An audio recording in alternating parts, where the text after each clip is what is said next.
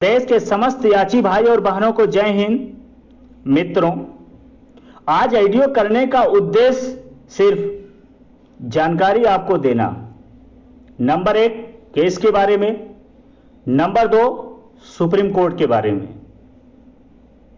उसका मेन कारण है कि सिंगल बेंच से और डबल बेंच से भी हमें आपको निराशा मिल चुका है। तो हमारे लिए दो ही ऑप्शन है। पहला ऑप्शन कि हम घर बैठ जाएं। या तो आप घर बैठ जाते हैं तो कुछ भी नहीं मिलेगा, कुछ भी हासिल नहीं होगा। जो हमारा आपका सपना है वो सपना ही रह जाएगा। दूसरा ऑप्शन हमारे आपके लिए माननीय सर्वोच्च न्यायालय दिल्ली। हम प्रयास करते हैं, कोशिश करते हैं, तो पूरा आशा है हमें आपको वर्दी मिलने का।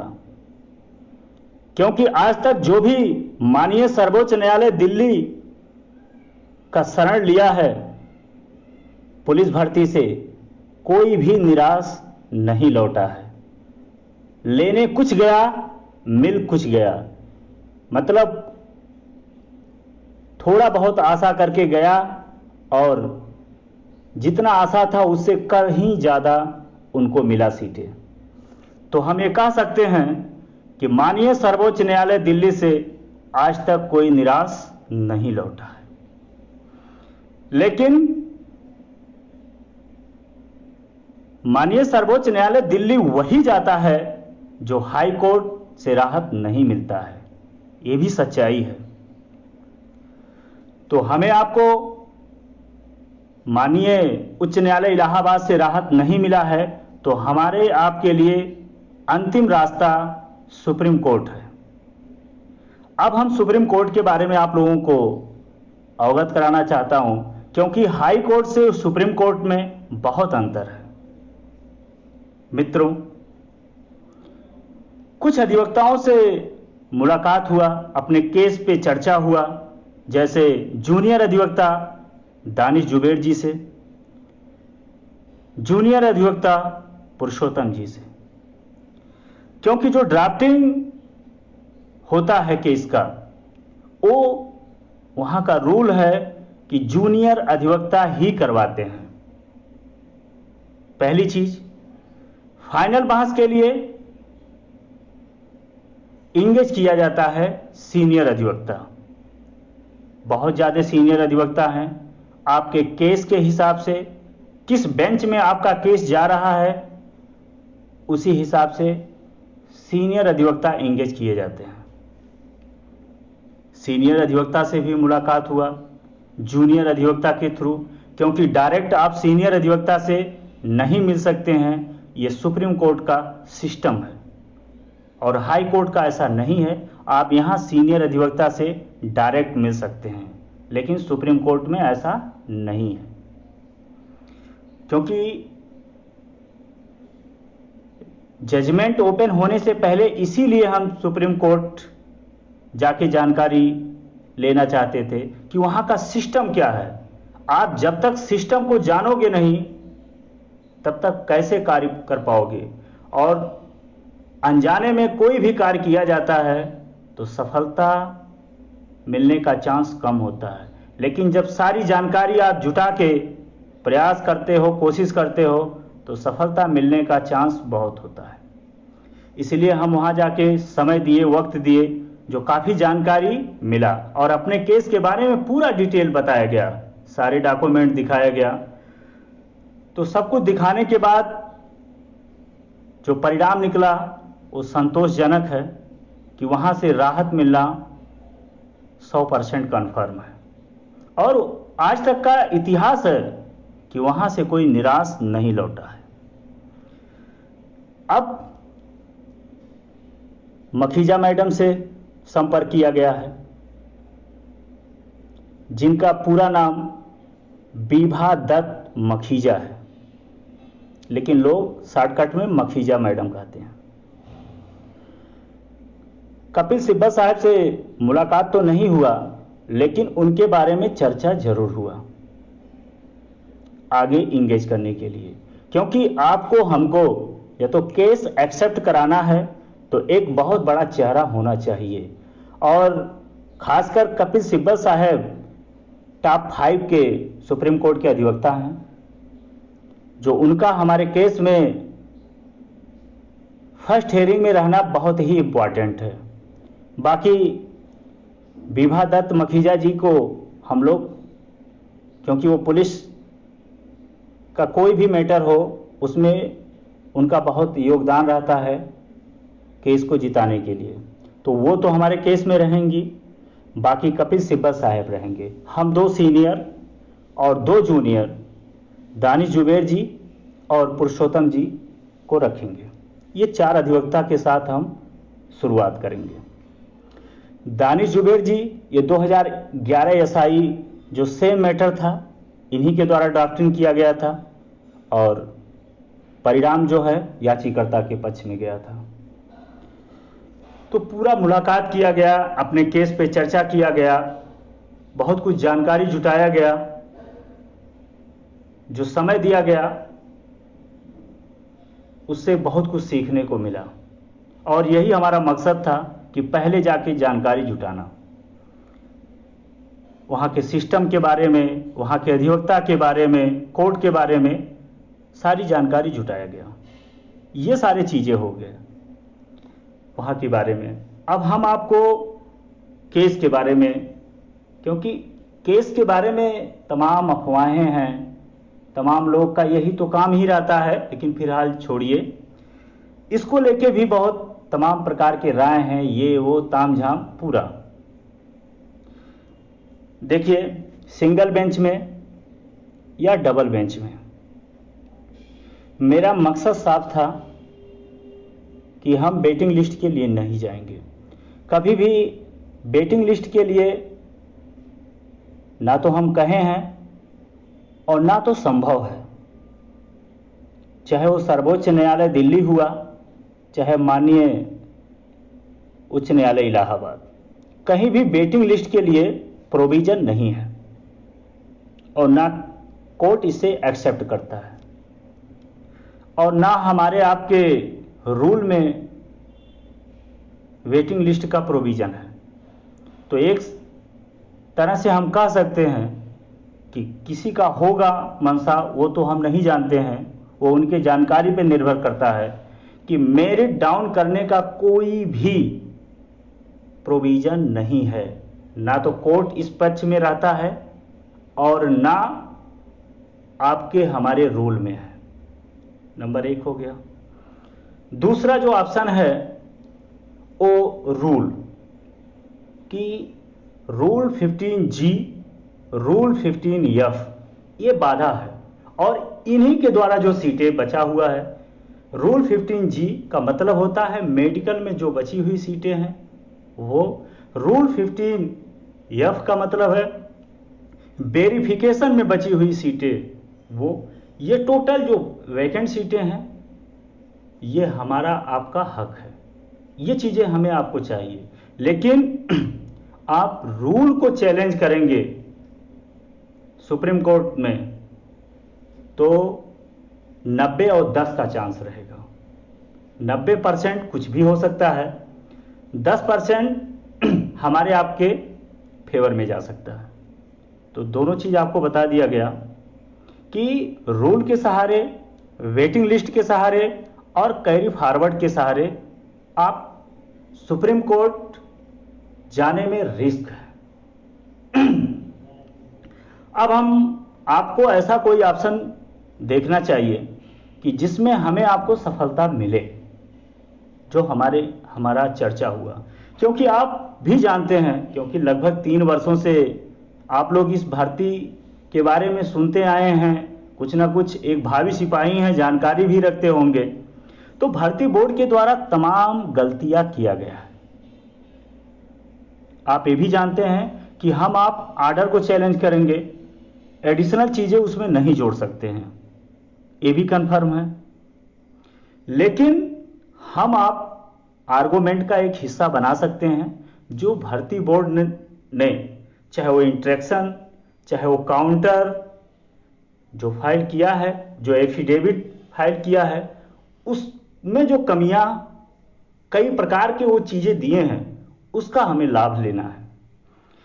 उनका जो इंटरेक्शन है, क्योंकि जो भी डॉक्यूमेंट होता है बहुत सुरक्षित रखा जाता है, उनका दो इंटरेक्शन है हमारे पास। एक 416/2021 का, जिसमें उन्होंने 15 मई को पीएससी का प्रथम चरण का परिणाम मान रहे हैं। एक और इंटरेक्शन है, वो प्रथम चरण का परिणाम 21 मई को मान रहे हैं। दोनों में काफी डिफरेंट हो गया। तीसरा चीज, आप जानते ही होंगे, द्वितीय चरण का परिणाम जो उन्होंने माना है वो 23 जनवरी 2019 का मांगा है। मतलब ये कह सकते हैं कि हमारा आपका जो भर्ती है वो 23 जनवरी 2019 को कंप्लीट हुआ, उसके बाद कोई विज्ञापन नहीं आया। ये ठीक है, लेकिन उनके अनुसार जनरल की सीटें 1366 23 जनवरी 2019 को भरा गया, लेकिन उनके द्वारा जो फर्स्ट काउंटर दिया गया है 23 जनवरी को, जो द्वितीय चरण का परिणाम मान रहे हैं, उसमें ओबीसी का भी मेरिट डाउन हुआ 396 से 395.97, एससी का भी मेरिट डाउन हुआ 377.1 से 377.07, और जनरल का भी मेरिट डाउन हुआ, आप लोग जानते ही होंगे। तो कई जगह अलग अलग परिभाषित किए हैं। हर काउंटर, हर एफिडेविट, हर इंटरेक्शन एक सेम नहीं है। ये सारे चीजें और जो हम लोग बेस बना के घुसेंगे वो बहुत ही स्ट्रांग है। 100% एक्सेप्ट होने से कोई रोक नहीं सकता है। उसका प्लानिंग चल रहा है और 80% हमारा कार्य हो भी चुका है। ड्राफ्टिंग का कहां कराया जा रहा है, किससे कराया जा रहा है, ये गोपनीय है। 20% सिर्फ जजमेंट ओपन होने का इंतजार है। जिस दिन हुआ उसके दूसरे या तीसरे दिन रीट दाखिल हो जाएगा और डायरी नंबर आने में मुश्किल से 5 से 6 दिन लगेगा। हमारा पूरा मनसा है कि अगस्त में रीट एक्सेप्ट हो जाए। जो हम आप चाहते हैं कि 90 दिन में हमारा आपका परिणाम घोषित हो, तो हमें आपको तेजी से कोशिश करना होगा। ये सारी चीजें हैं, तमाम कमियां हैं, और तमाम चीज इकट्ठा करके एक जो अपील दाखिल किया जाएगा लगभग हजारों पेज का हो सकता है। तो उस पर चर्चा चल रहा है। अब इस बीच तमाम प्रकार के लोग हैं, तमाम प्रकार के मानसिकता रखते हैं, तो हम आप किसी को रोक नहीं सकते, स्वतंत्र हैं, लेकिन हम आप सही और गलत का अंदाजा लगा सकते हैं। इसलिए जो भी कुछ अफवाहें उड़े उसे आप लोग इग्नोर जरूर करिए, क्योंकि दर्द उसी को होता है जिनको घाव रहता है। मित्रों, प्रयास तो इतना किया गया था डबल बेंच में कि आपसे शब्दों से हम व्यक्त नहीं कर सकते हैं। जजमेंट आने दीजिए, कोई छोटा मोटा जजमेंट नहीं रहेगा। अपने अधिवक्ता को इतना ब्रीफ किया गया था, सारी बातें इतना बताया गया था कि आपको हम कह नहीं सकते। तो चलिए परिणाम नहीं आया तो सारा चीज व्यर्थ हुआ, लेकिन कोशिश में कमी नहीं हुआ था। बाकी हम आप सुप्रीम कोर्ट एक बेहतर रणनीति के साथ और बेहतर तैयारी के साथ जाएंगे, लेकिन वेटिंग लिस्ट के लिए या नियमावली को लेके या कैरी फॉरवर्ड को लेके ये मेन फोकस इस पे नहीं होगा। चौथा फोकस प्लानिंग चल रहा है, सारी चीजें बता ही दिए हैं। भर्ती बोर्ड ने क्या गलती किया है उस पे हम फोकस करके एक्सेप्ट कराएंगे, और जिस दिन एक्सेप्ट हो गया उसके बाद परत दर परत पे बहस होता रहेगा। 2 से 3 बहस में इंटरेक्शन कॉल करा ले गए तो 90 दिन से भी कम समय लगेगा फाइनल आर्गूमेंट होने में। ये सारे प्लानिंग है, वहाँ के सिस्टम, वहाँ से अधिवक्ता के बारे में सारी जानकारी जुटाया गया। अब बात आता है कि याची बनने का चार्ज क्या होगा और वहाँ के सीनियर अधिवक्ता हायर करने का चार्ज क्या होगा। वहाँ के जो सीनियर अधिवक्ता हायर करने इंगेज की बात है तो पर हेयरिंग चलता है। ऐसा नहीं है कि एक बार आप पैसा दे दो तो लगातार बहस करते रहेंगे जब तक आपका केस समाप्त नहीं हो जाता। ये सिस्टम हाई कोर्ट में है लेकिन सुप्रीम कोर्ट में नहीं है। वहाँ जो डेट लगता है 100% बहस होगा, चाहे कम हो या बेसी हो, और अधिवक्ता को आपको पैसा देना पड़ेगा। कोर्ट के हिसाब से आपको इंगेज करना पड़ता है सीनियर, किस कोर्ट में कौन बेहतर सीनियर है, किसका चलता है। ये सिस्टम है सुप्रीम कोर्ट का। तो हम आप मखीजा मैडम के साथ जाएंगे जिनका मिनिमम फीस 1.5 लाख से 2 लाख है पर हेयरिंग। दूसरा कपिल सिब्बल साहब का मिनिमम फीस 4.5 से 5 लाख रुपया है पर हेयरिंग। मतलब फर्स्ट हेयरिंग में लगभग 6 से 7 लाख रुपया सीनियर इंगेज करने में लग सकता है। अब दूसरी बात, जो रीट दाखिल होगा, क्योंकि सुप्रीम कोर्ट है, यहाँ कुछ भी संभव है, कुछ भी परिणाम आ सकता है। रहेगा तो याचिकाकर्ता के फेवर में, इसमें दो राय नहीं है। लेकिन यहाँ जो हाई कोर्ट का था कि हम कुछ नहीं कर सकते हैं, संवेदना आपके साथ है, ऐसा वहाँ कुछ नहीं है। वहाँ तो पूरे भारत का केस आता है, पूरे प्रदेश का नियमावली जानते हैं, पूरे भारत का समस्या आता है। तो ऐसा कुछ वहाँ होने वाला नहीं है। भर्ती बोर्ड ने गलत किया है तो 3528 सीटें भरा जाएगा, इसमें दो राय नहीं है। सिर्फ एक्सेप्ट हो जाए तो उनको एक एक सीट देना पड़ेगा। तो ये सारी चीज़ें हैं। तो वहाँ जो है कुछ भी हो सकता है। हम बता रहे थे कि याची जर्नल, वहाँ कुछ भी हो सकता है। इसलिए जो याची वहाँ बनने का जो चार्ज है लगभग 1700 से 1800 रुपया है और एक कैंडिडेट का। और आपको जो सीनियर इंगेज किया जाएगा उनका भी आपको फीस बता दिया गया। टोटल लगभग 1 से 2 बहस तक, क्योंकि 7 दूनी 14 लाख लग सकता है 2 बहस में। और ये रीट डालने के लिए तो जो भी कैलकुलेशन किया जा रहा है कि कम से कम 3000 से लेके 3500 रुपया प्रति कैंडिडेट फीस लग सकता है। इसमें 2 हेयरिंग हो जाएगा, तो दो सीनियर के द्वारा, और रीट पड़ जाएगा। इतना हो सकता है। इस पर अभी कम से कम 10 हमारे नए सदस्य आएंगे, क्योंकि जो भी आगे कार्य किया जाएगा, कार्यकारिणी में लगभग 10 सदस्यों का नया चयन किया जाएगा। उसमें कल से इस पे कार्य होगा, क्योंकि आज तक तो सुप्रीम कोर्ट के बारे में जानकारी लिया जा रहा था, तो कल इस पे चर्चा होगा। जब हमारे 10 सदस्य हो जाएंगे और 10 सदस्यों के बाद उनसे राय लेके, सबसे राय लेके फिर आगे कार्य किया जाएगा। लेकिन जो सुप्रीम कोर्ट का चार्ज था, सुप्रीम कोर्ट के अधिवक्ता अपने केस के बारे में सारी जानकारी आप लोग को दे दिया गया। इसी पे हम लोग काम कर रहे हैं और ज़रूर वर्दी मिलेगा, इसमें दो राय नहीं है। जो माननीय उच्च न्यायालय इलाहाबाद में निराशा जिसको मिलता है वही सुप्रीम कोर्ट जाता है, और सुप्रीम कोर्ट में सबको राहत मिलता है। आज तक कोई वहाँ से निराश नहीं लौटा है। बस हमें आपको रणनीतिक तौर पे कार्य करना होगा।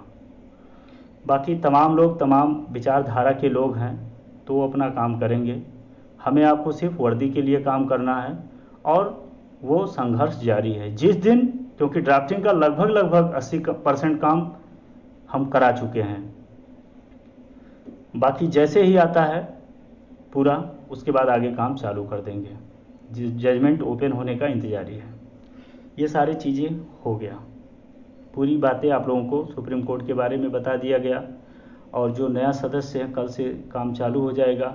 हाँ, जो भी भाई इच्छुक हैं कार्य करने का, जो सदस्य नया, वो ज़रूर फ़ोन करें और कल से परसों भर में, और उसके बाद सबके सामने वो नाम रखा जाएगा और वो हमारे टीम के सदस्य होंगे।